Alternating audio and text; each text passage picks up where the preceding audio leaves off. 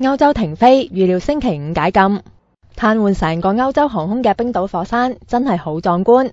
英國有 freelance 攝影師咁啱月初影到火山小爆發壯麗嘅一面。而家啲火山灰雲仲係咁不斷湧出嚟。歐洲至今有30國全部或者局部停飛。專家話可能等到星期四會有大西洋嘅風暴吹散啲火山灰雲，最快要等到星期五先會有多啲機場重開。但受影響嘅全球600萬乘客可能要等到下個月先可以全部走到。唔耐煩嘅就另外揾方法。喺法國巴黎，火車站人頭湧湧，長途巴士售票處大排長龍。d'avion jusqu'à Algérie.